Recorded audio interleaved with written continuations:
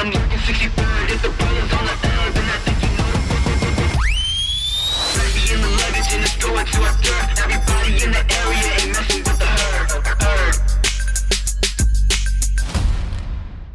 nay cũng sẽ là cái buổi phỏng vấn cuối cùng của nữ hoàng vũ đạo đường phố. Thì cảm xúc của bạn như thế nào? Chương trình ơi, phỏng vấn tiếp đi. Vừa hẫng mà vừa nói chung là cảm xúc nó cứ lẫn lộn. Nói cái gì nó là cuối cùng thì nó cũng làm cho mình lưu luyến ấy.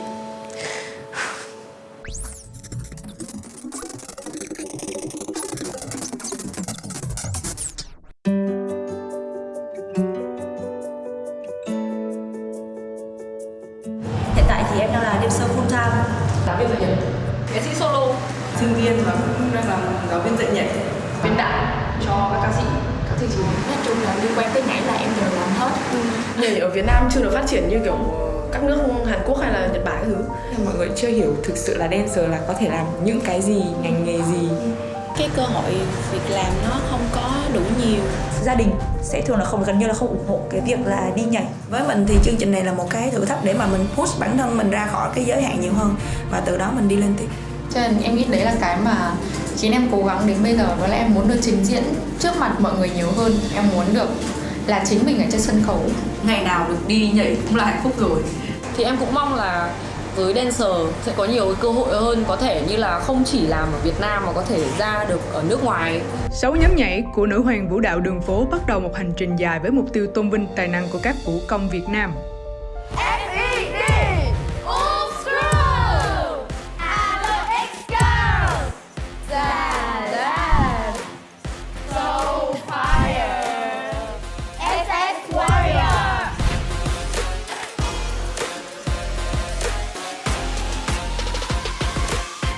Trận đấu không phục chỉ điểm kẻ yếu. Ready? Để chị cho em biết thế nào là leader của một nhóm nhảy nhá. Chị chỉ nên ở nhà cover K-pop thôi ạ. Chị sẽ lấy cái cũ của chị đọc hết cái mới của em.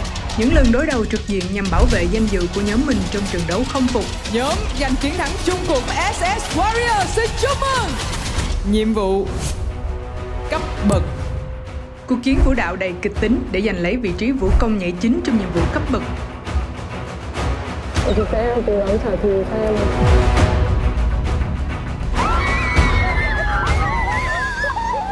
Nữ hoàng vũ đạo đường phố đã thu hút sự quan tâm không hề nhỏ ở mỗi tập phát sóng.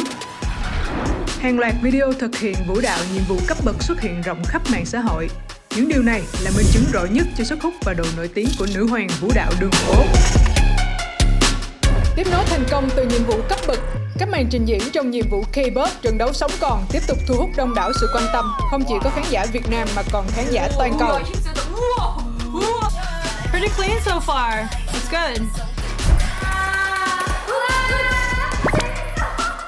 Đặc biệt, video màn trình diễn của FED đã ghi nhận những thành tích đáng kinh ngạc như dẫn đầu về số điểm bình chọn từ khán giả toàn cầu và vượt mốc 1 triệu lượt xem. Và trong nhiệm vụ siêu đội hình, thử thách cuối cùng để tiến vào vòng chung kết, các vũ công đã một lần nữa thể hiện khả năng vô hạn của mình khi đem đến cho khán giả vũ đạo ấn tượng cùng với đội hình đỉnh cao. Hành trình 5 tháng vừa qua, 6 nhóm nhảy đã tranh tài với nhau đầy quyết liệt để giành lấy ngôi vị cao nhất của nữ hoàng vũ đạo đường phố Việt Nam. Cuối cùng, 3 nhóm xuất sắc nhất đã ghi tên mình vào vòng chung kết, đã tiến thêm một bước gần hơn nữa đến chiếc cúp nữ hoàng. Nhóm đầu tiên bước vào chung kết, FED, được đánh giá là một nhóm nhảy mạnh và đầy tiềm năng. Thần tượng của U chứ còn gì nữa. Những cái động tác này của FED làm rất là đẹp và điệu. Ngay từ đầu, FED đã chịu không ít những áp lực từ các đối thủ khác. Đối thủ đáng gờm thì Jack của FED. Một dancer mạnh. Cái mạnh ở đây em muốn nói là mạnh ở những vòng sau. Kết quả nhận về có phần đáng thất vọng so với kỹ năng và nỗ lực của nhóm. Ở những nhiệm vụ đầu tiên, nhóm đã không thể hiện được phong độ xuất sắc. Mặc dù vậy, FED vẫn chứng minh sự đáng gờm của mình với vũ đạo đồng đều và cách thể hiện đầy cuốn hút. Nhóm không ngừng nhận được sự yêu mến và quan tâm của khán giả qua từng tập phát sóng. Sau bao nỗ lực, 5 cô gái đã giành hạng nhất chung cuộc nhiệm vụ siêu đội hình và tiến vào chung kết với số điểm cao nhất. Nhóm thứ hai bước vào chung kết, So Fire. Cân được mọi thể loại, tài năng vẹn toàn trong đấu đối kháng và cả trình diễn, được công nhận là nhân tố dẫn đầu xu hướng trong cả 6 nhóm. Đội với trẻ, siêu cấp tạo trên. Mặc dù vậy, Sophia đã 2 lần ngậm ngùi khi vũ đạo của mình bị cướp bởi Hanoi Is Girls. Vũ công nhảy chính của cấp bậc sơ cấp Virginia. Vũ công nhảy chính của bậc trung cấp Eva K. Ở nhiệm vụ K-pop, trận đấu sống còn, nhóm đã rơi vào vòng nguy hiểm khi tranh đấu với đối thủ cùng bảng là FED. Mặc dù gặp không ít thử thách, các bạn vẫn mạnh mẽ đứng lên, chứng minh được năng lực và tinh thần đoàn kết. Không những vậy, nhóm còn nhận được nhiều lời khen cùng phản hồi tích cực từ ban giám khảo và khán giả toàn cầu. Từ đó an toàn tiến vào chung kết với vị trí hạng 2 chung cuộc nhiệm vụ siêu đội hình. Nhóm thứ 3 bước vào chung kết, Hanoi Is Girls. 5 cô gái với những màn thể hiện mãn nhãn không thể rời mắt, cùng năng lượng bùng nổ và khả năng trình diễn vượt trội, gặt hái thành tích ấn tượng ngay từ những vòng đầu tiên. Và nhóm được xem là ứng cử viên nặng ký cho chức quán quân. Thế nhưng, trong nhiệm vụ siêu đội hình, cả nhóm đã phải đối mặt với khủng hoảng đầu tiên khi nhận về số điểm thấp ngoài dự đoán và phải bước vào trận đấu loại đầy cam go.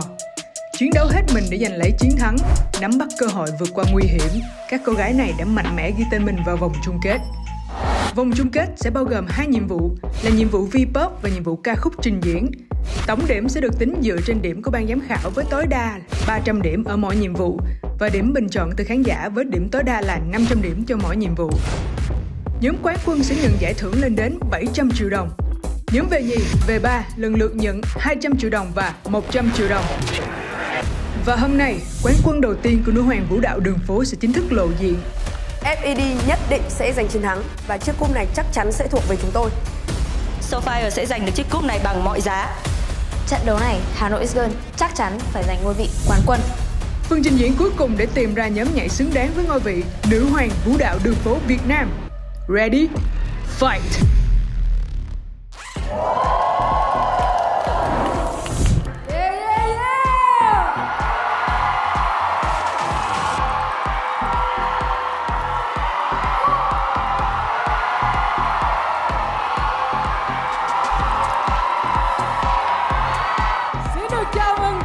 Quý vị khán giả đang đến với đêm chung kết của nữ hoàng vũ đạo đường phố.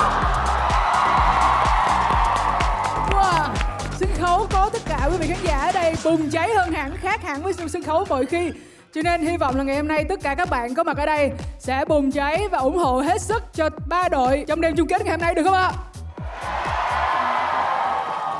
Và ngày hôm nay, một trong 3 nhóm FED, Hanoi Is Girls và Sophia. Nhóm nào đây? Nhóm nào sẽ chính thức trở thành nhóm chiến thắng chung cuộc trong đêm chung kết ngày hôm nay?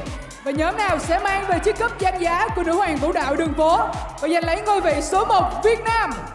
Nhóm nào ạ? Yeah. Rất là nhiều sự chờ đón, rất là nhiều sự ủng hộ. Và trước khi trận chiến cuối cùng giữa 3 nhóm bắt đầu, xin được giới thiệu 3 vị giám khảo của chúng ta ngày hôm nay. Giám khảo Diệp Lâm Anh. Yeah. Và xin được giới thiệu giám khảo Harry Won. Và một vị giám khảo đặc biệt của chúng ta đó chính là giám khảo Nux.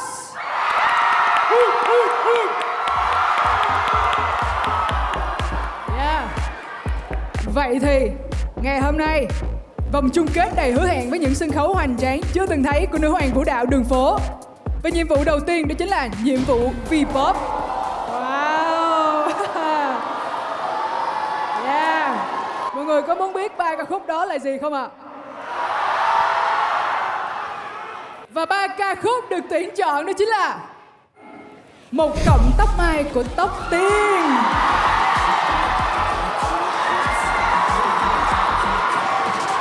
ca khúc thứ hai Tò Te Tí của Resilience, ca khúc thứ ba Đóa Hoa Hồng của Chibu. Chúng ta hãy cùng chờ xem nhóm nào sẽ mang đến những sân khấu đặc biệt và những màn trình diễn này sẽ sớm được hé lộ ngay thôi. Và ngay sau nhiệm vụ V-pop, chúng ta sẽ đến với nhiệm vụ ca khúc trình diễn. Ở nhiệm vụ ca khúc trình diễn, chương trình đã chuẩn bị một ca khúc chỉ dành riêng cho nhóm nhảy đó. Và một điều quan trọng hơn nữa, đó chính là đặc quyền dành riêng cho nhóm chiến thắng chung cuộc tại Nữ Hoàng Vũ đạo Đường phố. Đó chính là tên nhóm giành chiến thắng sẽ được hiển thị cạnh tên bài hát khi ca khúc nhiệm vụ chính thức ra mắt trên các nền tảng nhạc số. Điều này có nghĩa là nhóm Quán Quân sẽ có một ca khúc và một màn trình diễn đặc trưng riêng của mình. Một ca khúc hoàn toàn riêng và hoàn toàn mới luôn à. Với tên gọi Ice Ice, đây sẽ là ca khúc nhiệm vụ có sự tham gia sản xuất của ca sĩ Hàn Quốc Seon. Chúng ta sẽ đến với sự mở màn của vòng chung kết Nữ Hoàng Vũ đạo Đường phố với nhiệm vụ V-pop. Đầu tiên, chúng ta sẽ đến với màn trình diễn của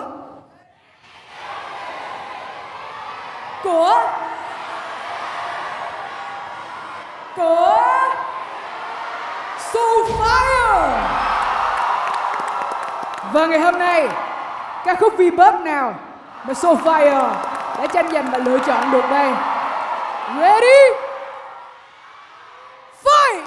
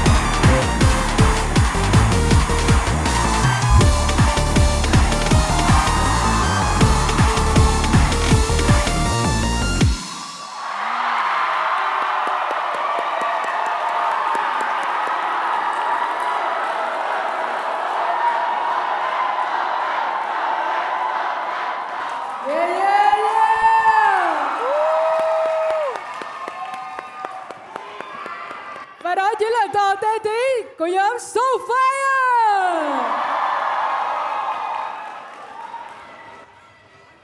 Anh Mỹ ơi, ngày hôm nay chúng ta là biểu diễn mở màn nè, nhưng mà sân khấu của chúng ta rất khác so với những vòng trước. Là chúng ta có các bạn khán giả ở đây thì không biết cảm xúc của các em có khác không?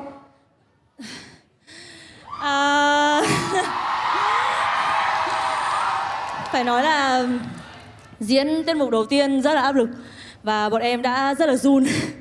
Nhưng mà khi mà ra đây và nghe đến những sự cổ vũ của mọi người, cảm ơn mọi người rất là nhiều ạ. Chúng ta hãy cùng lắng nghe ý kiến đến từ giám khảo Diệp Lâm Anh. Xin mời chị ạ. Hôm nay là chung kết rồi và chị chỉ chờ có như thế thôi. Soulfire! Ngày hôm nay thì có rất nhiều khán giả ở đây, mình cũng có một chút áp lực. Nhưng mà bọn em đã làm rất là tốt ngày hôm nay. Chúc mừng Soulfire. Trước giờ mình cứ nghĩ là Soulfire là cái gì nó rất là ngầu nè, rất là chất nè, nhất là bóng playback đi. Bình thường á là em là làm cái gì mà rất là ngầu mà hôm nay làm kiểu rất là cute, dễ thương tới mức độ mà muốn nhéo một cái luôn ấy. Siêu kênh. Và cảm ơn những ý kiến và cảm xúc đến từ ban giám khảo của chúng ta. Bây giờ mọi người có hồi hộp muốn biết số điểm của mình cho phần trình diễn vừa rồi không? Dạ có ạ. Vậy thì xin mời tất cả chúng ta hãy cùng hướng lên màn hình LED ạ. Và đây sẽ là số điểm từ ban giám khảo dành cho nhóm Soulfire. Về ban giám khảo dành cho dịch vụ Facebook, điểm số của giám khảo Honeyone 91 điểm, Diều Lam Anh 89 điểm và giám khảo Nux 88 điểm.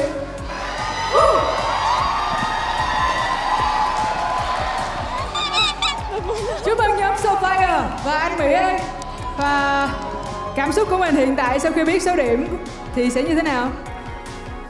Thực ra ngay từ ban đầu bọn em đến với đêm chung kết thì bọn em đã xác định tinh thần với nhau là nó sẽ không phải là thi đấu nữa, mà bọn em chỉ muốn làm nốt tất cả những gì có thể, nhảy hết những gì mình có. Thế nên là bọn em cũng đã xác định với nhau là cho dù điểm số hay là vote hay là kết quả thứ hạng có như thế nào thì cũng không quan trọng. Nhưng mà sau khi nhìn điểm số của mọi người thì em rất cảm ơn mọi người đã ghi nhận cái nỗ lực và năng lượng của bọn em ngày hôm nay ạ. Cảm ơn nhóm trưởng anh Mỹ và cảm ơn nhóm Soulfire. Và chúng ta còn một lượt điểm nữa đến từ các bạn khán giả có mặt ở đây ngày hôm nay. Nhưng khán giả hiện trường sẽ bắt đầu bình chọn sau khi chúng ta xem hết màn trình diễn của cả ba nhóm ở nhiệm vụ đầu tiên. Cho nên mọi người vẫn cứ từ từ bình tĩnh nha. Và ngay bây giờ chúng ta sẽ đến với màn trình diễn của 5 cô gái luôn tạo được ấn tượng mạnh với những màn trình diễn độc đáo và không kém phần thú vị. Chúng ta hãy cùng đến với phần trình diễn của nhóm Hà Nội Is Girls.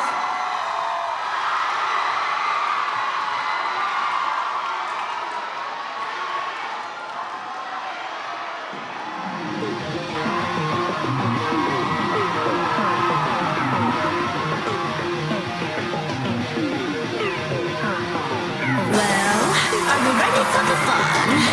After all the fun that you've done, give me a kiss, kiss, kiss, 'cause I'm gonna make our story my next best hit. Anh cầm cầm cặp một trái tim, những thứ chỉ có ở trên phim. Anh không tin em đến tay như điều của mình dừng lại, làm em khóc. That's why. Anh yêu hay thích chuyên công, bao nhiêu cô gái đang trong mong. Anh muốn nhìn thấy các cô dây lệ thành một dòng sông. Anh mới thích đúng không? Khi anh bỏ đi xa mãi, làm cho em thành đứa thất bại, làm cho em chỉ dài bằng một cọng tóc mai. Em mong anh một lần nhìn lại, sau lưng anh những người ở lại. Em vừa có ở trước và có ở trước nữa. Ain't nobody cry, ain't nobody gonna cry, ain't nobody gonna cry, ain't nobody gonna cry. That's right baby, we ain't cry. Dạo này sao thấy anh buồn vậy, buồn vì cô đã bỏ anh đi. Nhưng chẳng thương tâm quá thế nhưng mà I don't really care. Ain't nobody gonna cry, ain't nobody gonna cry, ain't nobody gonna cry. That's right baby, we ain't cry. All my ladies, stand up please. We ain't cry, all my ladies, love yourselves. We ain't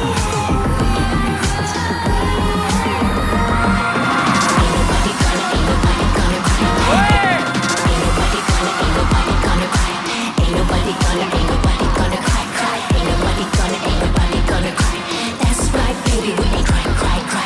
Ain't nobody gonna cry. Ain't nobody gonna cry. Ain't nobody gonna cry. That's right, baby, we ain't cry.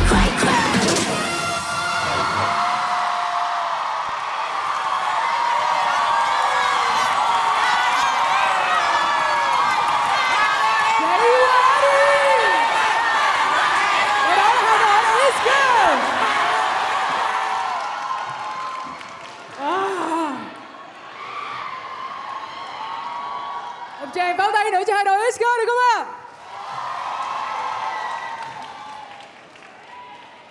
Và chúng ta hãy cùng đến với phần cảm nghĩ của các ban giám khảo chúng ta. Xin mời chị Harry Won ạ. Trời ơi, kiểu như vậy sao mà không yêu được. Trời ơi, thật sự quá là sung. Hôm nay chọn trang phục cũng rất phù hợp. Và thần thái khi mà cắn lên các cái mũ của các bạn cũng rất là hay. Tháo ra cái nón cũng quá là hay. Xoay cái đầu mà mình không xoay đầu cũng không chịu nổi luôn. Trời ơi, các em hôm nay thật sự là xuất sắc.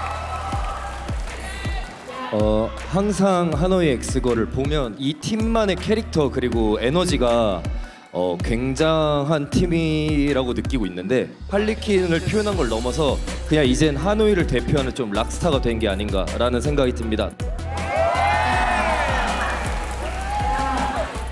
Và với cảm xúc bùng cháy như thế này thì giám khảo sẽ cho Hà Nội X-Girl bao nhiêu điểm đây?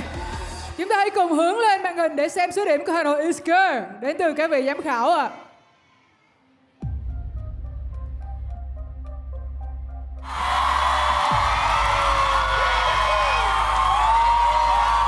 Và điểm cho nhóm Hà Nội X-Girl ở nhiệm vụ V-pop.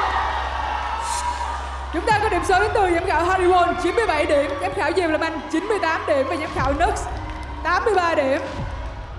Wow, giám khảo Diệp Lâm Anh đã cho một số điểm rất cao 98 điểm. Chúc mừng Hà Nội X-Girl. Và nhóm mình ơi, có thể thấy là hiện nay các thành viên của nhóm Hà Nội X-Girl đều rất là cảm xúc. Có thể lắng nghe một vài lời đến từ nhóm trưởng của mình không? Mời Envy.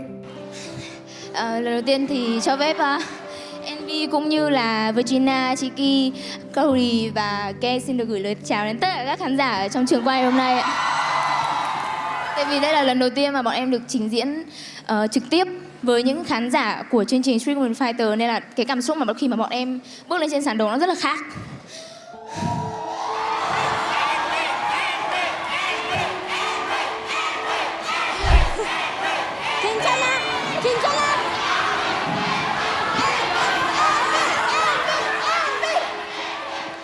Và nhóm bọn em khi mà bước vào chương trình này thì thực sự là cũng đã phải chịu rất nhiều sự so sánh.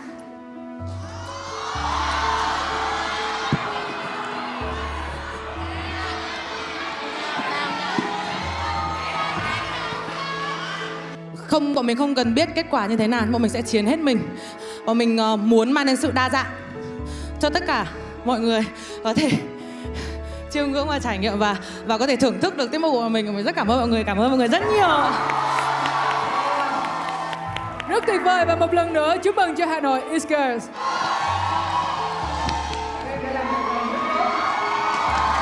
Màn trình diễn cuối cùng ở nhiệm vụ V-pop, chúng ta sẽ đến với nhóm FED. Và nhóm FED là một nhóm đã chiếm trọn trái tim của cả công chúng lẫn ban giám khảo nhờ vào khả năng biên đạo cuốn hút, động tác lẫn đội hình đều rất hoàn hảo. Vậy thì ngày hôm nay FED sẽ mang đến phần trình diễn nào trên sân khấu đêm chung kết của chúng ta đây? Ready? Fight!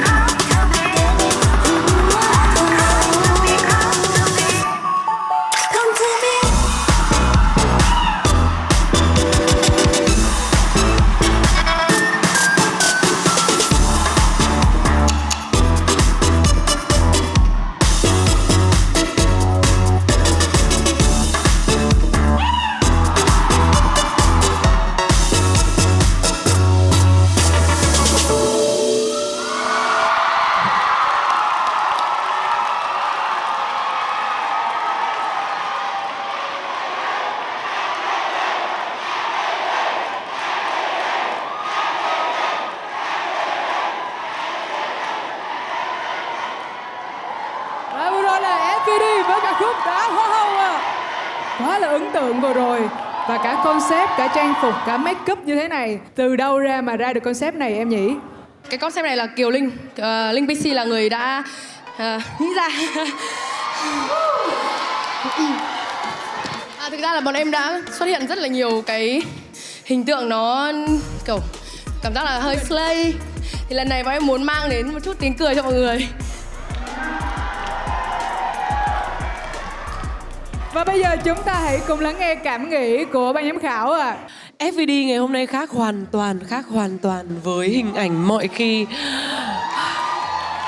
Thực sự không phải là FVD gây cho The Lâm Anh cảm giác bất ngờ đâu, mà The Lâm Anh nghĩ rằng tất cả khán giả ở đây đều bất ngờ với hình ảnh ngày hôm nay. Thứ nhất là mình chịu làm hài hước lên, và cái concept ngày hôm nay của FVD mang tới cho đêm chung kết ngày hôm nay là The Lâm Anh nghĩ là tuyệt vời, bởi vì bọn em đang phá cách và bọn em đang dám làm những cái điều mà các vòng trước bọn em không có làm. The Lâm Anh rất là có lời khen dành cho FVD ngày hôm nay. FED가 왜 팬이 많은지 알게 된 무대입니다. 저번 메가크루 때는 제가 FED한테 기대한 게 크다 보니까 저도 좀 안정적이지 않았나라는 평가를 모두가 내렸었는데 그거를 완전히 깨부셨어요. 엄청나게 펑키하고 노래 구성적인 포인트를 하나도 놓치지 않고 가는 모습에 너무 영감을 많이 받았습니다. 이런 식으로 퍼포먼스를 만들어도 굉장히 살아있구나라는 걸 느껴서 너무 칭찬만 할 수밖에 없네요. 네, 잘 봤습니다. 감사합니다. Chúng ta hãy cùng hướng vào màn hình để xem số điểm của ban giám khảo dành cho nhóm FVD. Điểm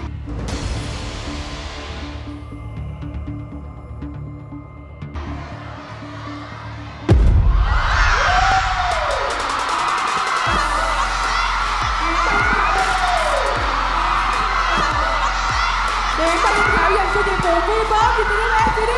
Điểm số của Harry 97 điểm, điểm số của giám khảo Diên Lâm Anh 100 điểm và điểm số của giám khảo Đức 96 điểm. Em có điều muốn nói, thực sự là em cũng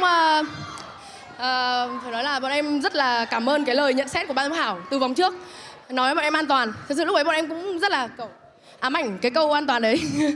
Nhưng mà vòng này thực sự là bọn em vì cái câu an toàn đấy bọn em quyết định nhảy xuống vực luôn. Em cảm ơn mọi người đã cho em những cái lời nhận xét ạ. Với số điểm như thế này thì FVD có hài lòng không ạ? Yeah, một lần nữa chúc mừng cho nhóm FVD. Như vậy là chúng ta đã xem xong cả ba màn trình diễn đến từ cả ba nhóm ở nhiệm vụ V-pop lần này. Và ngay bây giờ sẽ đến lượt tất cả quý vị các bạn khán giả có mặt ở đây sẽ bình chọn xem nhóm nào là nhóm mà mình yêu thích sau nhiệm vụ V-pop vừa rồi. Sau khi xem xong các màn trình diễn ở nhiệm vụ đầu tiên, các bạn hãy bỏ phiếu cho nhóm mà mình cho rằng đã thể hiện rất tốt. Mỗi người chỉ có một phiếu để bình chọn, vì vậy hãy cân nhắc kỹ lưỡng. Mời mọi người hãy lấy điện thoại ra và chuẩn bị sẵn sàng. Ngay bây giờ, mọi người sẽ có 1 phút để bình chọn và 1 phút xin được phép bắt đầu.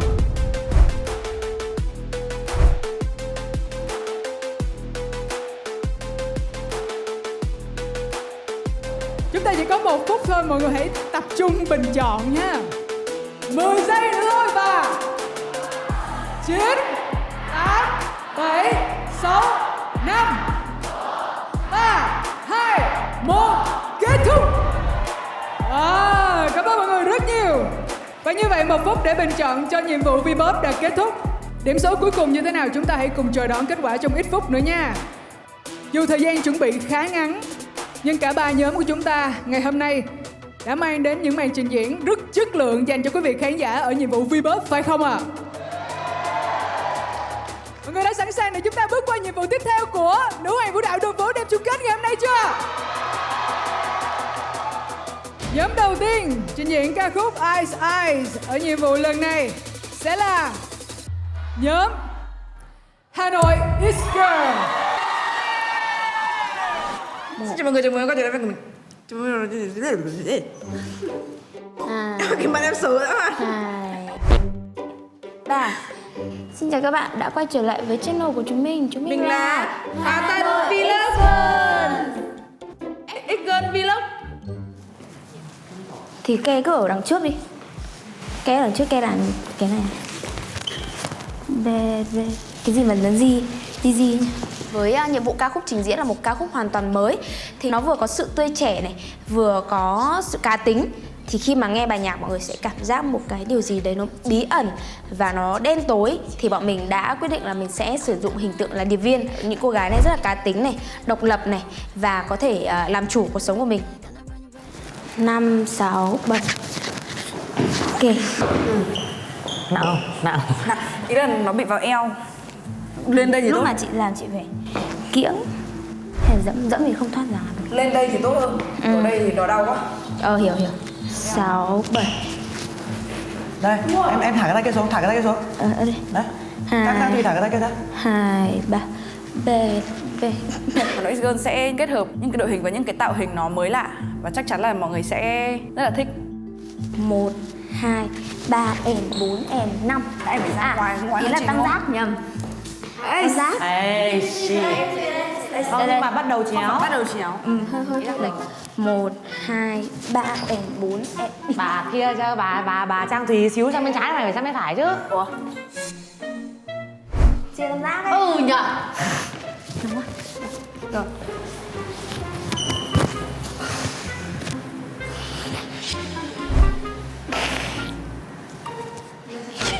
Hãy mặc áo kiểu như thế này đi, đỡ phải mua và chương trình đỡ tốn tiền. Tiền đấy để cho bọn em đi ăn rồi. Và lần này thì Hà Nội X Girl sẽ cho khán giả cũng như là ban giám khảo thấy những cô gái của Hà Nội X Girl sẽ lột xác trong vòng chung kết lần này. Nào, thôi đây là buổi tập cuối cùng rồi. Mặc dù là mai diễn bài chưa xong nhưng mà thôi cứ kệ, mai lên freestyle cũng được nhá. Quan trọng là vui là được. Quan trọng là chúng mình hiểu nhau. Đúng rồi, hiểu nhau, đoạn nào ai ra solo là phải biết. Ok, 1, 2.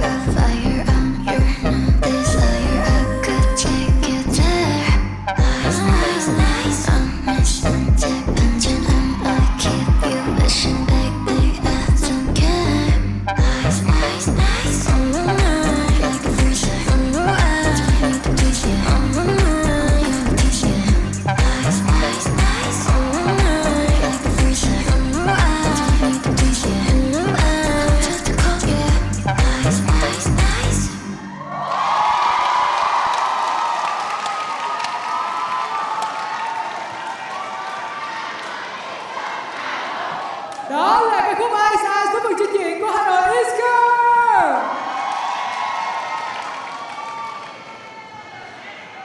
Một lần nữa chúng ta thấy Hà Nội X Girls đã xuất hiện trên sân khấu đêm chung kết với lại một concept màu cũng khá là tư phản. Đó, Kiều có thể hỏi thêm về concept của nhóm ngày hôm nay đã lựa chọn cho nhiệm vụ lần này được không?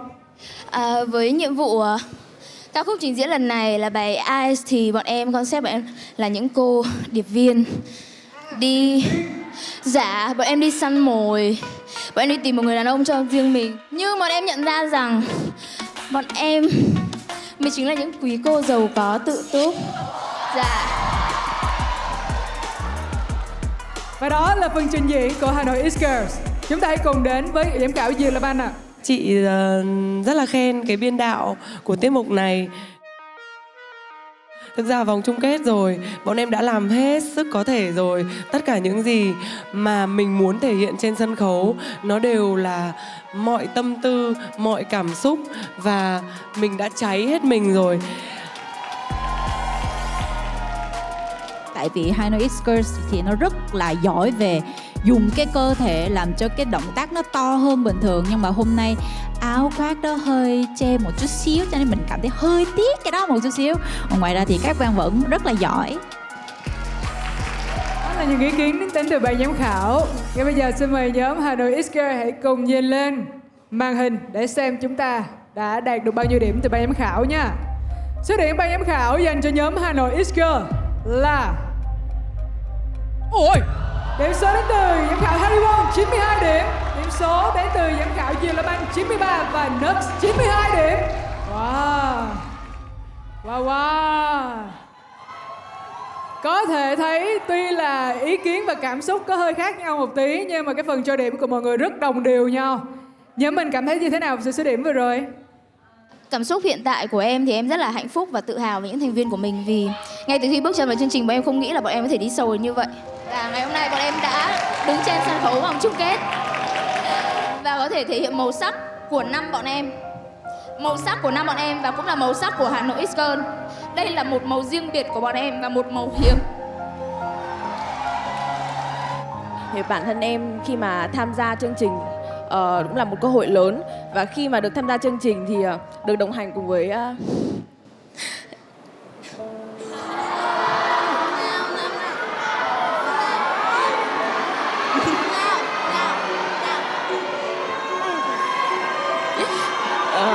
tuy trước đây thì bọn em cũng làm việc chung một nhóm, nhưng mà đây là lần đầu tiên mà nam nữ bọn em tách riêng ra và hoạt động với nhau.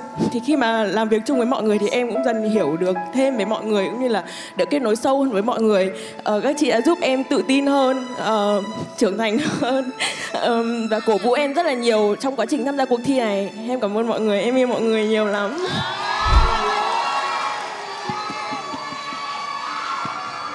Và cũng rất cảm ơn tất cả các thành viên của Hà Nội X Girls đã rất nỗ lực, đã rất là cố gắng để mang đến sàn đấu của nữ hoàng vũ đạo đường phố những tiết mục thi đấu, battle nè và trình diễn hết sức tuyệt vời. Và cả hành trình vừa rồi mọi người đã vất vả rất là nhiều rồi. Cảm ơn mọi người rất nhiều.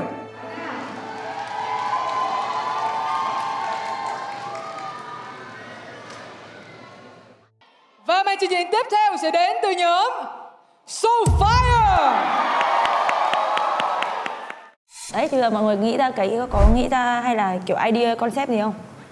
Cái việc bọn em có đạo cụ và em khai triển nó một cách đơn giản thông minh thôi là bọn em đã bớt được rất nhiều đoạn nhảy rồi. Là mình coi như là mình là một nhóm nhạc và mình đang phải nhảy cái bài hát này. Đấy kiểu ý là nó diễn ấy. Em chỉ sợ thời gian không đủ để mình đơn giản thôi. Trộm kim cương. Được kìa. Ý là với cái lời với cả cái bài này cảm giác cướp nó hơi mạnh ấy, không thiên về cái hình tượng đấy lắm. Mình nghĩ đơn giản thôi, mình làm theo kiểu đấy 6 cô gái là kiểu ở đây cũng là liên quan đến kiểu bảo tàng các thứ. Thì em nghĩ là có thể mình vẫn xây dựng cái hình tượng kiểu công sở đầu bài ấy, xong đến bắt đầu cái đoạn cao trào và đến cuối ấy thực ra là mình là trộm ấy. À hay là đoạn đấy là mình cướp một cái gì đấy trong đấy, tưởng đi làm công sở hóa ra là trộm công sở ấy. Cũng được. Tôi không thích. Tôi cảm thấy mấy cái ý kiến lúc đầu nói brainstorm hết từ nãy giờ toàn bị gạt đi. Lúc nào cũng đang nói cái vấn đề đấy xong rồi là Nhưng mà kiểu gạt ý là bỏ nói đến cái đoạn ý đấy kiến rồi nhưng mà lại cảm thấy kiểu nó không build được nữa thì Thì đấy bây giờ mọi người chốt thế rồi thì mọi người cứ làm thôi. Mọi người đã Còn tôi chốt đành đâu. phải theo. Thì đấy, nói chung là mọi người ok mọi người cứ theo. Còn em thì như nào thì như thế thôi.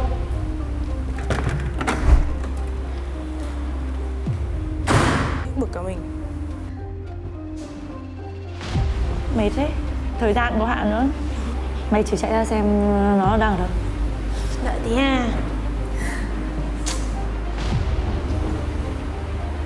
Cách diễn của mình nó cũng đang khác nhau luôn mà. Nên mình phải Nhưng làm chị cái kiểu gì cũng giống không nhau. muốn, thực ra chị không muốn bị diễn này vì mình bị lòng nhạc. Happy birthday to you, happy birthday to you, happy birthday, happy birthday, happy birthday to you. Trò lừa này thật thành công rồi, yes. Và mình cũng diễn đạt đi. Happy birthday to you, happy birthday, happy birthday, happy birthday to you. Ước nào. Tôi chờ nhóm mình vô địch đi em. Thôi, 2, 3.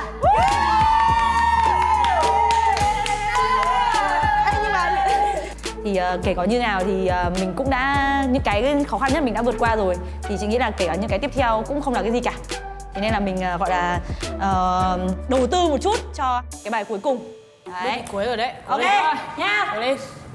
Cố lên đi. 2, 3 sofa nhá. 2, 3 sofa.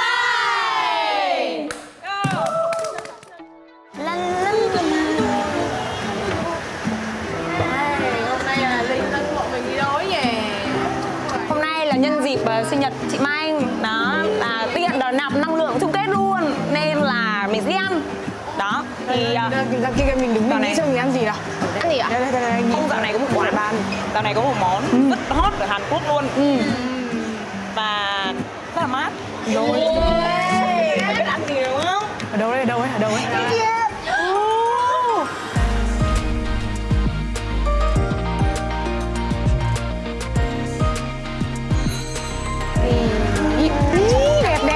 Đẹp. Lúc này mà chụp ảnh thì đâu đứng ra đây xem nào, Ê quá xinh nha. Nhanh, tao ăn.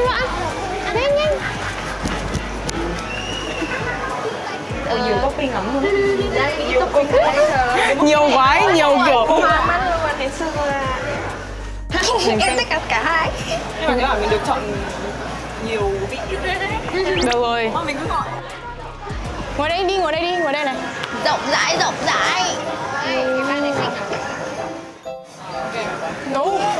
Đồ ăn lên rồi.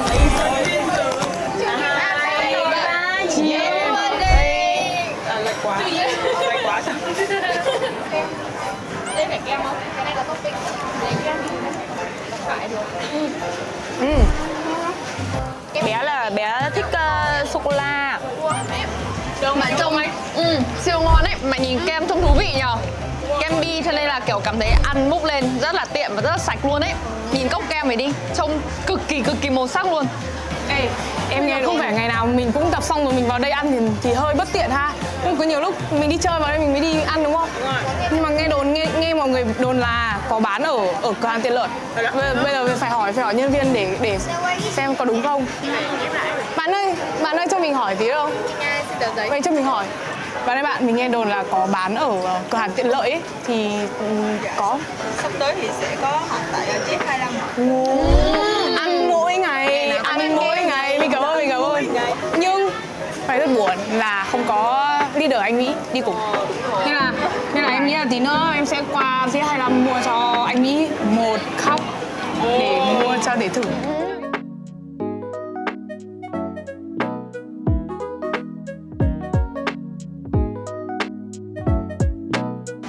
Là vòng chung kết là sắp diễn ra rồi.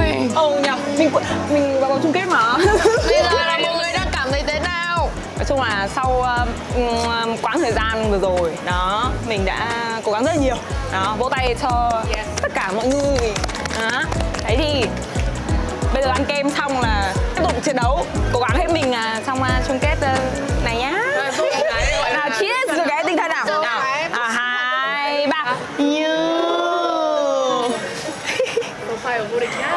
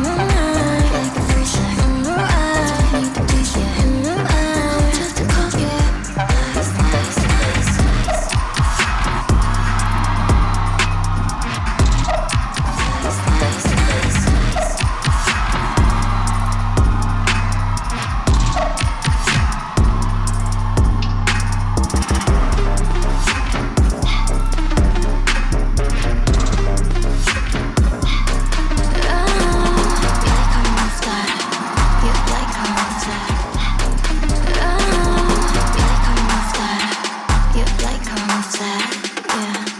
Eyes, eyes, eyes, eyes, eyes, shake it, shake it. Hot like a fire. You're not desire. I could take you there. Nice, nice, nice. I'm independent and I keep you wishing, baby. I don't care. Nice, nice, nice. On my mind, like a first on your eyes. I need to please you. On my mind, you're teasing. Nice, nice, nice. On my mind, like a first on your eyes. I need to please you. In your eyes, just to call you. Nice, nice, nice.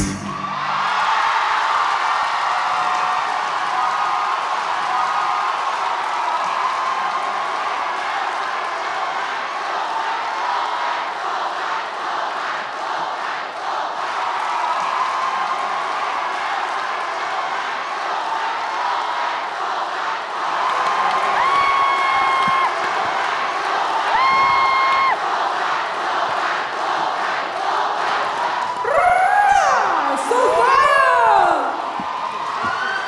Wow!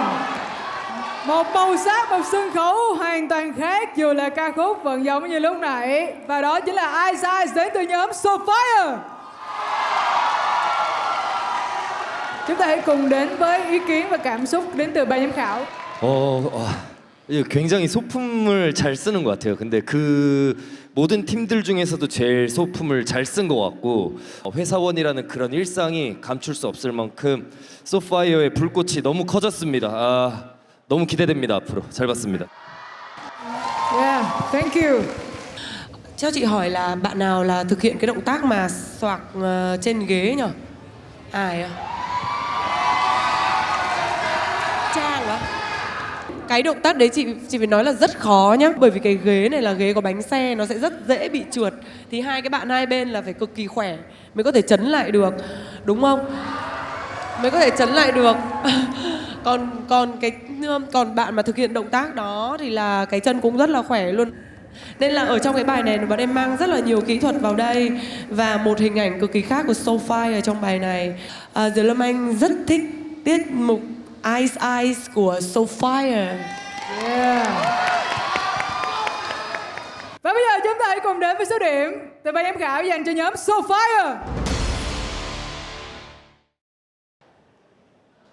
Và giám khảo Hollywood 97 điểm, giám khảo Diệp Lâm Anh 100 điểm và Knox 90 điểm.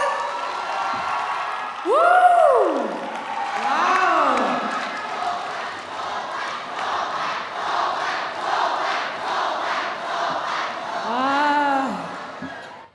Chúc mừng nhóm So Fire. Có vẻ nhóm đang rất là xúc động với số điểm này đến từ ban giám khảo.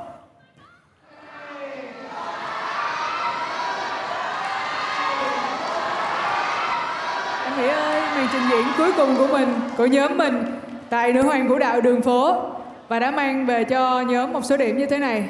Em đang cảm thấy như thế nào? Em nghĩ là như em đã nói ban đầu thì em chỉ cần cái nỗ lực của tất cả các thành viên được đền đáp.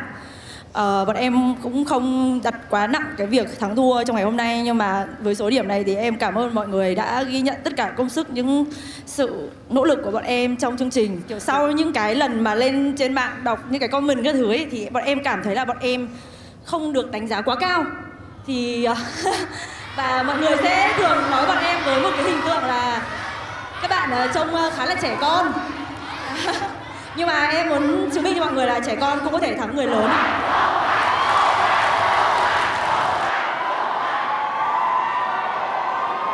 Điều quan trọng hơn hết là chúc mừng nhóm So Fire đã mang về một số điểm rất cao đến từ ban giám khảo.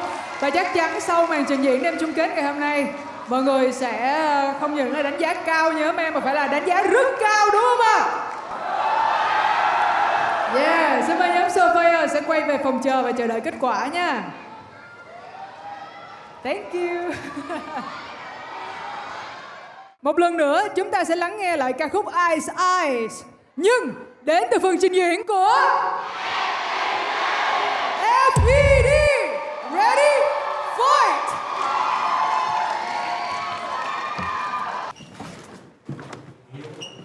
Chào một ngày mới năng động. Hôm nay chúng tôi sẽ năng động hơn hôm qua. Sao mình có đèn luôn. Chào ngày mới. Em chào mọi người. Năng động lên nào. Xin chào một ngày mới thật là sôi động. Lội lửa lên. Rồi ơi. Người đông đấy. Sao mà? Bây giờ mới chống đẩy được. Đau quá. Nào. Cứ nghe nè. 1 và 2 và. 1 và 2 và chân chân thì đi trời ơi ta ta ta như thế 5 và 5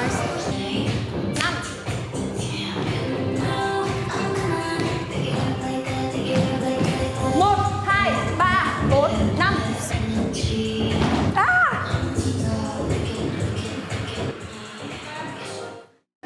Bây giờ đứng dựng bài nốt đi. Còn mấy đây phỏng vấn đi phòng. Vâng, thế thì set up phỏng vấn đi ạ. Cắt. Check. Cái này chỉ vừa lấy mà vừa lấy tên nó hủy. Đây là bài 1 hay bài 2 ạ? Có 2 bài. Ok. Không có nhạc đúng không? Gì đấy? Xin chào chị. Xin chào chị Gia Linh. Thì chị đã gọi là Jun. Từ lúc em 18 tuổi đã luôn đồng hành cùng em, là một người chị, là một người bạn, là một người thầy, có thể là nhiều khi là một người mẹ. Cái gì bình thường là sẽ không bao giờ nghe. Luôn luôn giúp đỡ em từ khi mà em không có gì cả, em không biết một cái gì cả, cho đến bây giờ khi mà em đã có thể vững vàng ở trên con đường của em. Thì cho đến bây giờ khi mà em đã vững vàng, em có thể dùng cái cách và chị đã từng giúp đỡ em để giúp đỡ những dancer mới ở trong nhóm của mình và học được cách lựa chọn mình cho đi, và mình không bao giờ mong cầu là mình nhận lại quá nhiều. Cảm ơn và biết ơn vì chị đã là một người leader rất là tuyệt vời. Cái việc mà để mình nói những cái lời mà tình cảm với nhau nó hơi khó để nói. Đối với chị, em luôn tự hào và em biết ơn vì ông trời đã đưa em đến nhóm mình và có một cái người dẫn dắt tuyệt vời như chị.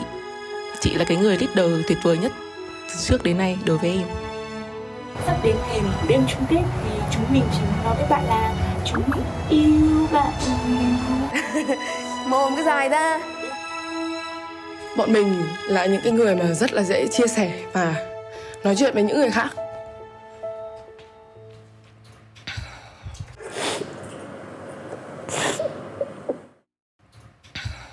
Nhưng mà chưa bao giờ bọn mình thực sự nói cảm ơn và xin lỗi nhau hết.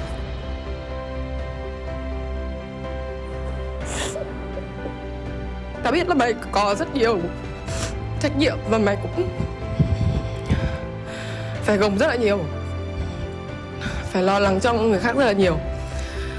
Nên là ta chỉ mong là cho dù mình có cãi nhau như thế nào đi chăng nữa thì bọn mình vẫn sẽ luôn luôn hiểu nhau, luôn luôn bênh vực nhau như suốt bao nhiêu năm qua bọn mình vẫn làm.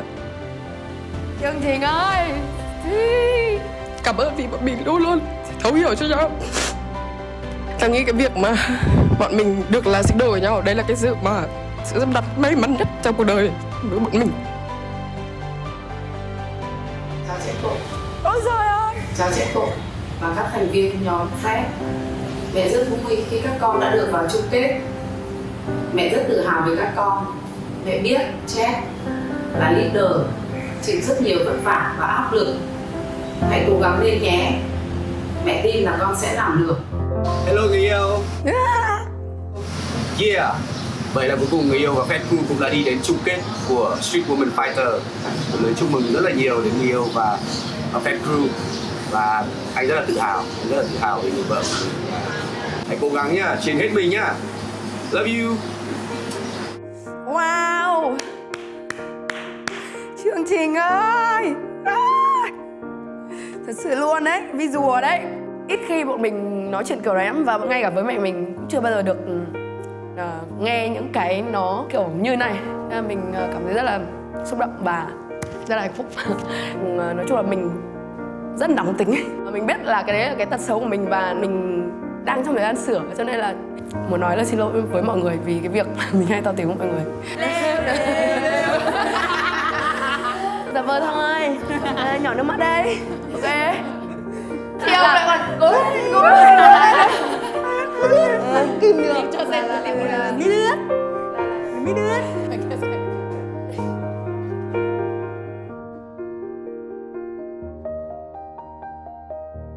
FPT nhất định sẽ giành chiến thắng và chiếc cúp này chắc chắn sẽ thuộc về chúng tôi.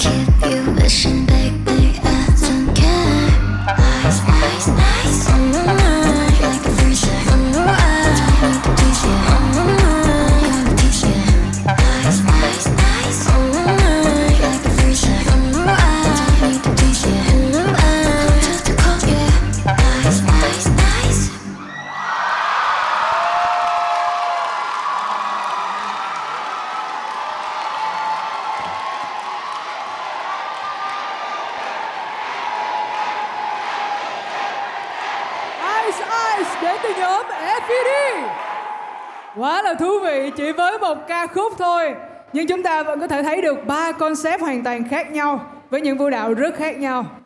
Và đây là những cô gái đến từ... Bọn em đến từ tương lai ạ.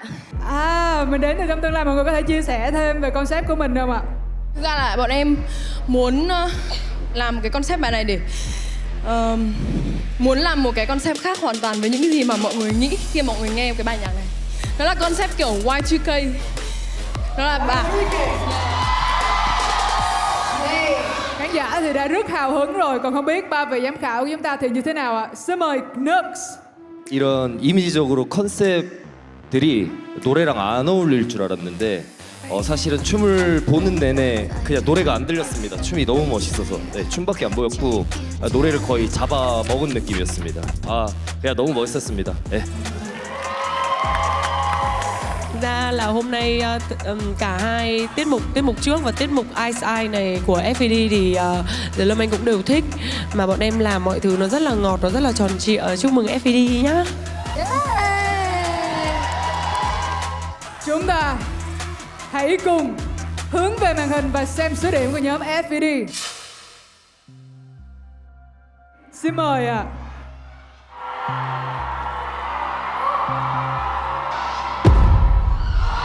Và chúng ta có số điểm của giám khảo Harry Won là 96 điểm, giám khảo Diệp Lâm Anh 99 điểm và giám khảo Nux 97 điểm. Đây cũng là một số điểm rất cao. Wow. Check ơi. Số điểm lần này ở nhiệm vụ lần này thì sao ạ? Có mang đến cho em một cái cảm xúc bùng nổ như vừa rồi không? Và em thật sự là rất là mãn nguyện ạ. Mãn nguyện với tất cả những gì mà mình đã bỏ ra và tâm huyết. Em trước tiên cho em gửi lời cảm ơn đến chị em của em ạ. Cảm ơn vì mọi người đã thực sự là cố gắng vì bọn mình và vì tất cả khán giả, những người yêu thương bọn em ạ. Em cảm ơn ban giám khảo đã dành những cái lời nhận xét rất là bổ ích. Em cảm ơn ekip, em cảm ơn chương trình, em cảm ơn tất cả mọi người đã yêu quý và xem tiết mục này của bọn em ạ. Cảm ơn ạ. Em không có giỏi nói trước nhiều người. Em chỉ biết là em cảm thấy em rất là may mắn vì được mọi người yêu thương. Và nhóm em cũng rất là may mắn vì được sự yêu thương của tất cả mọi người. Em chỉ biết đó là cảm ơn mọi người rất nhiều. Em biết ơn mọi người rất nhiều. Một lần nữa, cảm ơn sự nỗ lực, sự cố gắng, sự hết mình của nhóm FED. Vâng, và như vậy là chúng ta đã vừa xem xong phần trình diễn của cả ba nhóm. Bây giờ sẽ là lúc mà mọi người sẽ bình chọn cho nhóm mà mình cảm thấy xứng đáng nhất. Và 1 phút bình chọn xin được phép bắt đầu. Rồi nha, rồi. FED. 4, 3, 2, 1, hết giờ. Yeah. Cảm ơn mọi người rất nhiều. Tuy nhiên, phần trình diễn của đêm chung kết đến đây chưa kết thúc. Nếu mà phải khép lại ở đây thì thật là đáng tiếc đúng không ạ? Sân khấu của mình còn đang bùng nổ, đang nhiệt như thế này mà. Vậy thì nữ hoàng vũ đạo đường phố cũng đã chuẩn bị cho tất cả quý vị khán giả ở đây những màn trình diễn bất ngờ. Và chúng ta hãy cùng đến phần trình diễn Energy với 6 nhóm trưởng nữ hoàng vũ đạo đường phố. Ready, fight!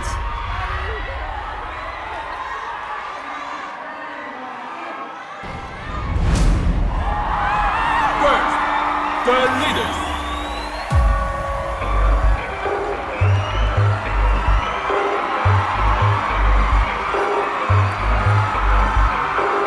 Trong cơn fever, sao tay quá nóng.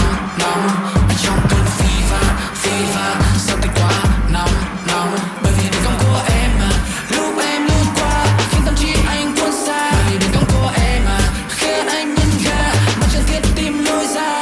Trong cơn fever, trong cơn fever.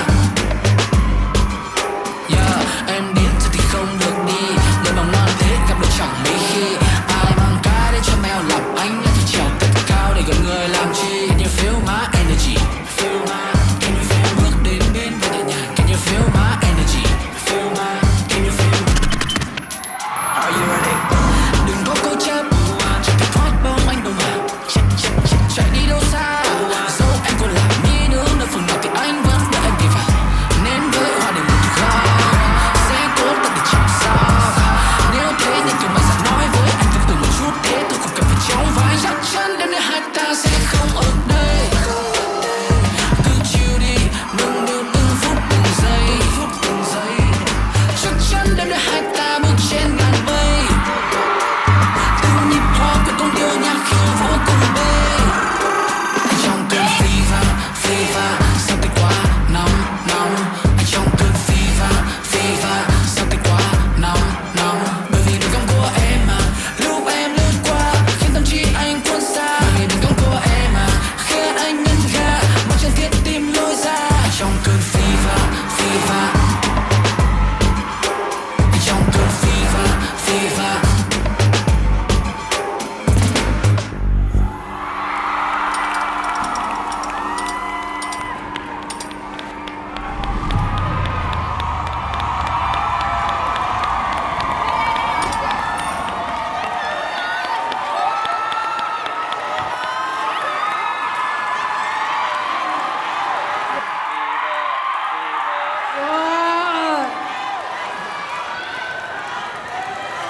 Một lần nữa một tràng vỗ tay dành tặng cho 6 nhóm trưởng ở sân khấu đặc biệt ngày hôm nay.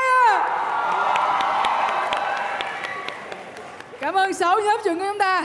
Đây là 6 nhóm trưởng đã có mặt ở nữ hoàng vũ đạo đường phố, đã dẫn dắt nhóm mình, đội của mình nỗ lực hết sức mình để tạo nên những sân khấu tuyệt vời và ghi dấu ấn trong lòng tất cả quý vị khán giả ở đây ngày hôm nay. Cảm ơn các em rất nhiều. Yes.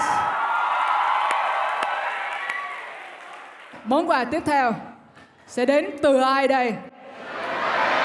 Xin được phép giữ bí mật.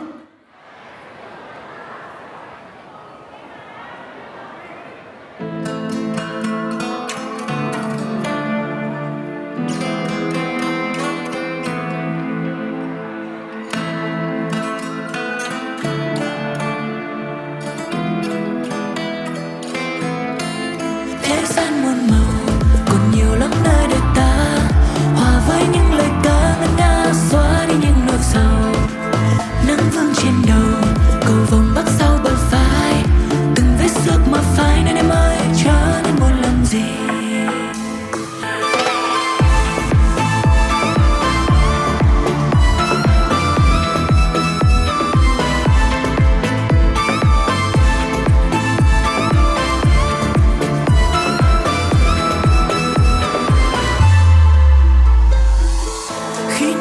Dầu này đã khô để phun đã mua sẽ lá mô với nụ cười mang theo khắp nơi, sắc trái xanh tươi tô lên mắt người. Thế gian muôn màu còn nhiều lắm nơi để ta hòa với những lời ca ngân nga xóa đi những nỗi sầu. Nắng vương trên đầu cầu vồng bắc sau bờ vai, từng vết xước mà phai nên em ơi trở nên buồn làm gì. Vì cuộc đời này là một món quà, nhân gian này là ngôi nhà, vậy nên ta hãy nhưng vì sao giữa thiên hà lung linh dù mưa xa, vẫn nơi đầm nắng nước mang tình đưa lời trao đi. Ta là nô lệ và nhạc là chủ nô, sống trong từng khoảnh khắc giữa lòng thủ đô. Nước mắt hoa pha lê giữa thế gian muôn màu, nếu lòng có tên một bán thì ta luôn giàu. Trao cho nhau cái nắm tay, thêm một lần ta đắm say. Hơn thế nên ta tính sâu, bộ gì khi đã dính nhau.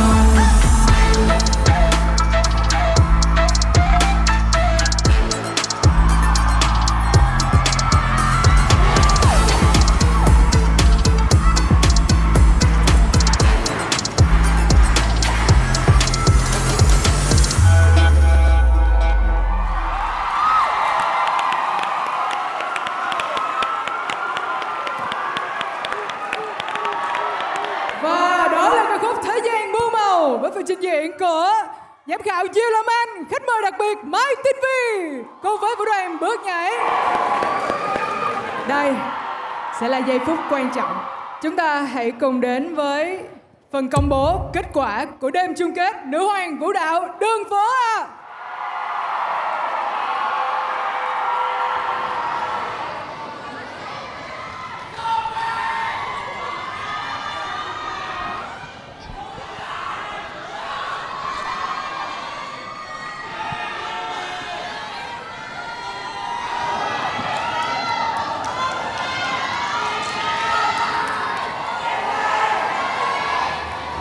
Và từ trận đấu không phục, chỉ điểm kẻ yếu, nhiệm vụ cấp bậc, nhiệm vụ K-pop, trận đấu sống còn, nhiệm vụ siêu địa hình, cho đến nhiệm vụ của đêm chung kết hoành tráng ngày hôm nay. FPD,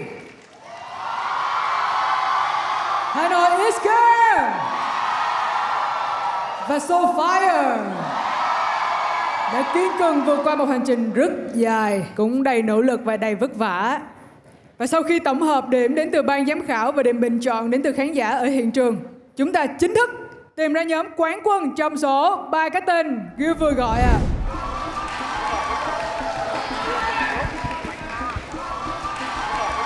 Đầu tiên chúng ta hãy cùng đến với điểm của ban giám khảo dành cho cả 3 nhóm ở nhiệm vụ thứ nhất. Xin mời bảng điểm.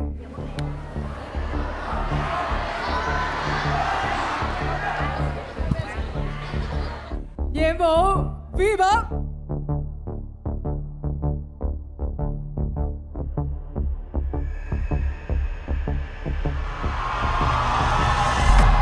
Với số điểm 293 điểm, nhóm FED đang dẫn đầu. Hanoi Iska 278 điểm, Soulfire 268 điểm.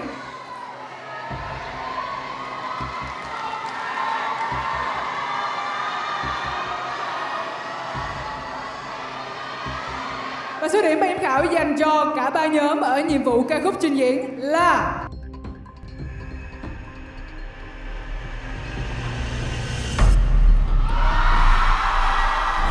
FPD là nhóm nhận được số điểm cao nhất đến từ tổng điểm ban giám khảo với tổng số điểm là 585 điểm. Lần lượt theo sau chúng ta có nhóm Hà Nội Isker và Soulfire đồng điểm với nhau với số điểm là 555 điểm. Jack ơi! Và sau khi biết được tổng điểm ban giám khảo và nhóm của mình hiện tại đang có cơ hội dẫn đầu thì cảm xúc của em và nhóm của mình như thế nào? Em nhìn thấy những giọt nước mắt rưng rưng. Thật sự là cảm thấy là cái gì nhỉ? Cái công sức của tất cả mọi người đều được đền đáp một cách xứng đáng. Thật sự là em rất là vui và cũng chúc mừng hai nhóm, tất cả ba nhóm bọn mình đều rất là khó khăn trong cái thử thách lần này, đúng không? Cảm ơn Jack. Khi biết hiện tại tất cả các thành viên, tất cả các nữ vũ công trên sân khấu của chúng ta đều đang rất là hồi hộp. Tuy nhiên, chúng ta vẫn còn điểm bình chọn của khán giả để tìm ra tổng điểm chung cuộc của đêm chung kết ngày hôm nay. Và bây giờ, Gil sẽ công bố thứ hạng chung cuộc của nữ hoàng vũ đạo đường phố.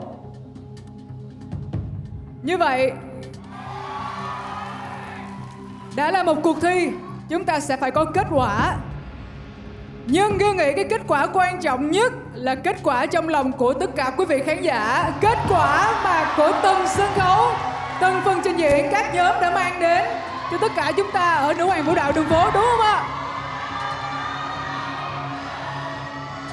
Gil xin phép được công bố nhóm hạng 3 chung cuộc của nữ hoàng vũ đạo đường phố.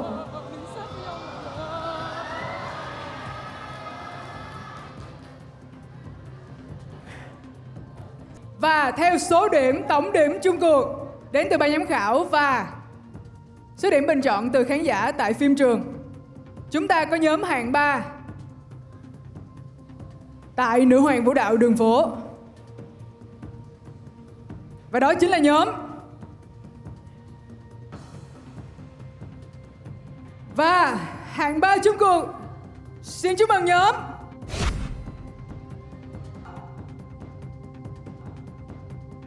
Hà Nội Isker.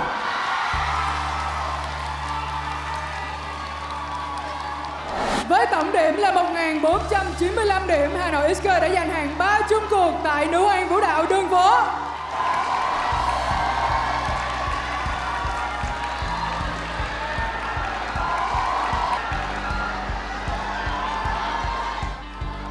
Và Envy ơi, Envy, Gil biết là Hà Nội Isker các em đã trải qua rất là nhiều cung bậc cảm xúc trong ngày hôm nay rồi. Và ngày hôm nay chúng ta cũng đã có kết quả chung cuộc. Có thể lắng nghe được nhiều hơn cảm xúc của em hiện tại không? Cảm xúc của em hiện tại khi mà nhận được kết quả của đêm chung kết thì em thấy xứng đáng với những sự cố gắng mà bọn em đã bỏ ra, đã đầu tư cho chương trình lần này. Và em nghĩ rằng đây mới chỉ là khởi đầu của năm bọn em thôi. Đây là màn debut hoàn hảo của bọn em và bọn em sẽ còn tiến xa hơn nữa trong tương lai. Rõ ràng là vậy, chắc chắn là vậy rồi. Và Hà Nội Isker là một nhóm đã mang tới một màu sắc, một năng lượng rất đặc biệt, unique trong chương trình ngày này, đúng không ạ? Một tràng vỗ tay nữa cho Hà Nội Isker. Cảm ơn Envy rất nhiều. Và bây giờ chúng ta chỉ còn lại hai ứng cử viên, FPD và Soulfire.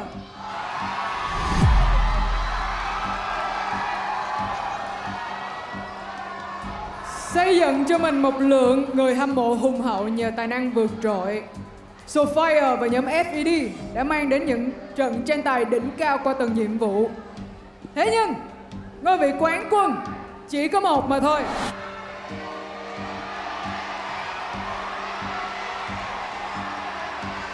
Và như lúc nãy chúng ta cũng đã thấy, ở phần chấm điểm của ban giám khảo, hiện tại FPD đang dẫn trước Soulfire là 30 điểm.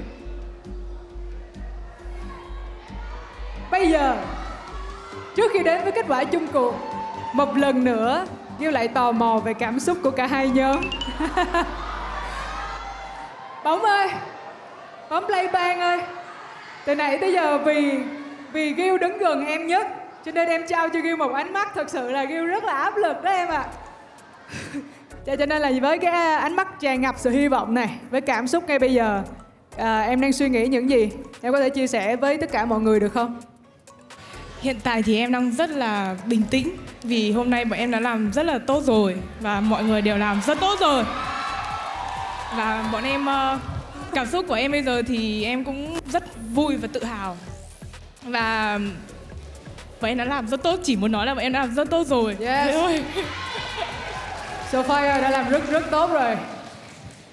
Và Cổ ơi, bây giờ chúng ta có hai ứng cử viên là nhóm FED và nhóm Sophia. Cũng sẽ hỏi em một câu hỏi khó. Em nghĩ nhóm nào sẽ là quán quân của Nữ Hoàng Vũ Đạo Đường Phố? Khó quá. Thực sự là cho đến bây giờ thì em nghĩ là giải gì cũng được. Vì bọn em đi đến cái vòng này rồi thì thực sự bọn em chỉ muốn là bọn em được làm hết sức mình và không có gì phải nuối tiếc là được rồi. Chiến thắng bản thân là cái chiến thắng mà bọn em hướng tới. Nên em nghĩ là cho dù là bọn em có giải gì đi chăng nữa thì bọn em vẫn sẽ rất là vui ạ. Đây là một cái hành trình rất là ý nghĩa với bọn em. Yes, cảm ơn tinh thần của tất cả các em rất là nhiều. Một tinh thần rất tuyệt vời. Vâng, và trong hai nhóm FED và Sophia, Ghiu xin được công bố nhóm chiến thắng chung cuộc.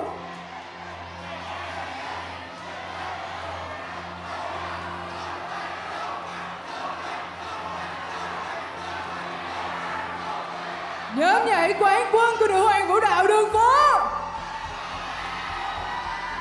đó chính là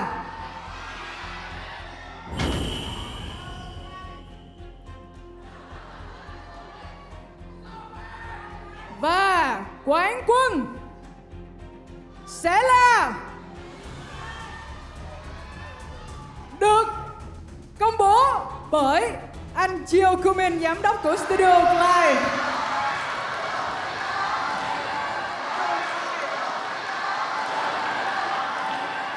Chương trình ơi, mình làm ơn. Yeah, và xin chào các cho anh Chiêu Kumin, giám đốc của Studio Clyde. Và ngày hôm nay với áp lực này, với cái năng lượng này thì Ghiu xin phép được trao cái trọng trách quan trọng này cho anh Châu ạ. Hello Mr. Châu. Yeah.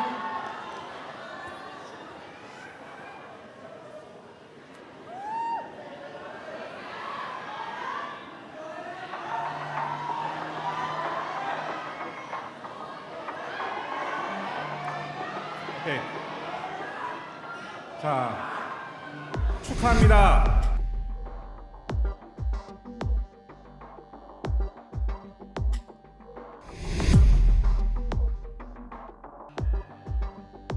FED. Thank you Mr. Châu. Và chúc mừng quán quân của Nữ Hoàng Vũ Đạo Đường Phố, nhóm FED. Và như vậy, nhóm về vị trí thứ hai của chương trình đó chính là Sophia.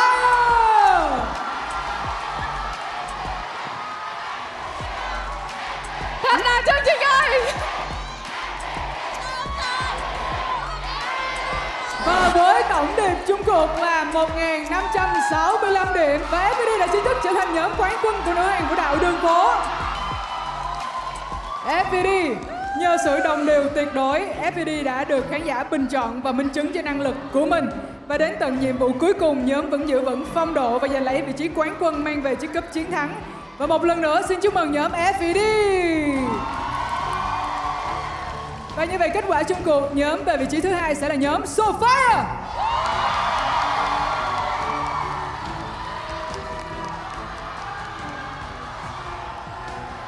Và xin phép mời bà Trương Thị An, Phó Giám đốc Trung tâm Dịch vụ Truyền hình Đài Truyền hình Thành phố Hồ Chí Minh sẽ lên trao cúp chiến thắng, và Giám đốc Studio Clyde, công ty chế tác Hàn Quốc của Nữ Hoàng Vũ Đạo Đường Phố, ông Cho Kyo Min sẽ lên trao tặng tiền thưởng dành cho nhóm quán quân ạ.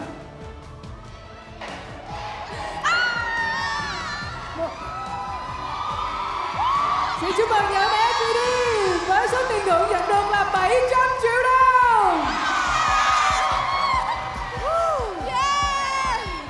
bà Trương Thị An và ông Cho Kyo Min. Ngoài ra, ngoài phần thưởng là chiếc cúp quán quân và phần thưởng 700 triệu đồng thì ca khúc Ice Ice chính thức được phát hành cùng với tên của nhóm FPD được hiển thị ngay cạnh tên bài hát. Chúc mừng nhóm FPD ạ.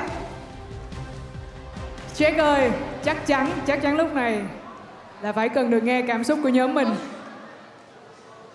Mọi người ơi, cầu em đi, em không tin được luôn đấy. Thật sự là nó nhanh quá.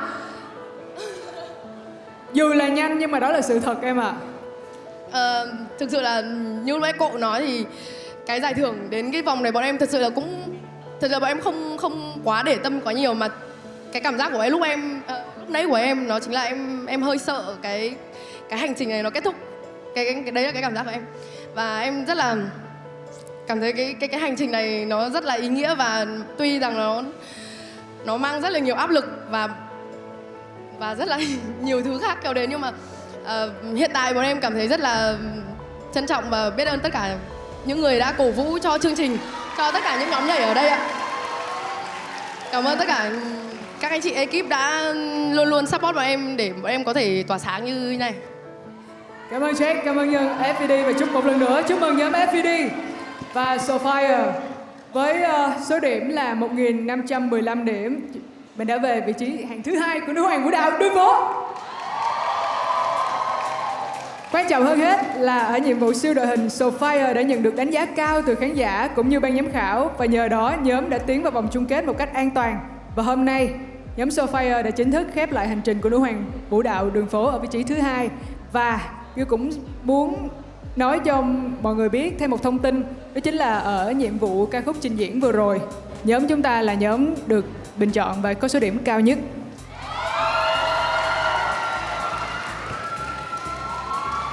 Số điểm bình chọn đến từ khán giả có nghĩa là các em đã chinh phục được trái tim của tất cả mọi người rồi à.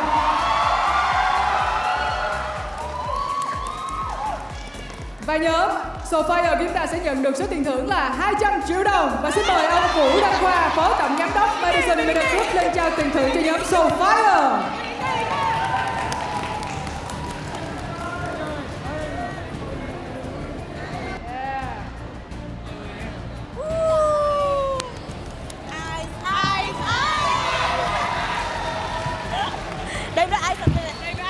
Cảm ơn ông Vũ Đăng Khoa. Và anh Mỹ ơi, với phần thưởng này và với tất cả những thông tin vừa rồi, với tất cả tình yêu mến của mọi người dành cho nhóm của mình, thì hiện tại cảm xúc của nhóm Sophia như thế nào?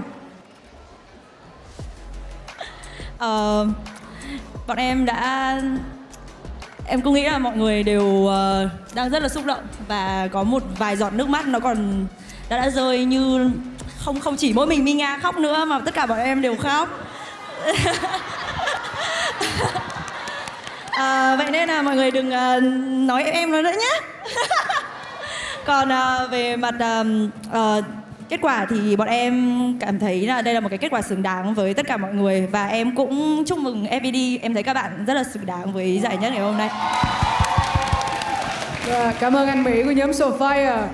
Và ngay bây giờ thì xin mời ông Cho Kyo Min, giám đốc của Studio Live sẽ lên trao tặng tiền thưởng cho nhóm Hanoi Isker, và phần thưởng là 100 triệu đồng.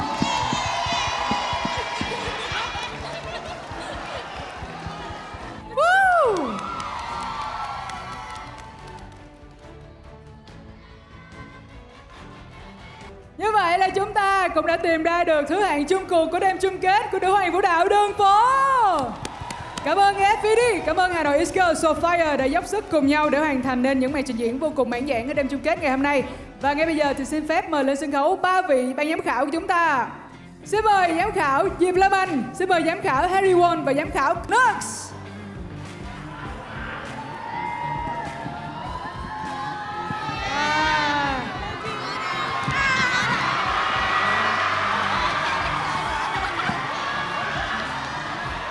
Và các vị giám khảo chúng ta đã trao những bó hoa giải thưởng đến cho cả ba nhóm. Và xin chân thành cảm ơn các vị giám khảo đã đồng hành cùng với chúng tôi, đồng hành cùng với nữ hoàng vũ đạo đường phố trong suốt chặng đường dài đầy gian nan của chương trình. Và chính thức khởi động cùng cái nóng mùa hè, cuộc chiến vũ đạo nảy lửa nữ hoàng vũ đạo đường phố đã khép lại với chiến thắng chung cuộc thuộc về nhóm FED. Cảm ơn quý vị đã quan tâm yêu mến hành trình rực rỡ đầy mồ hôi nước mắt của 6 nhóm nhảy FED, Hanoi Isker, Oops, Salad, Soulfire và SS Warriors tại nữ hoàng vũ đạo đường phố trong thời gian vừa qua.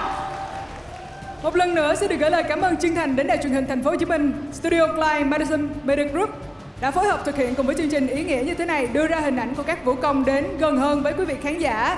Và rất mong sẽ được tiếp tục ủng hộ đến các vũ công được cơ hội tỏa sáng hơn nữa và trở thành nhân vật trung tâm trên sân khấu của chính mình.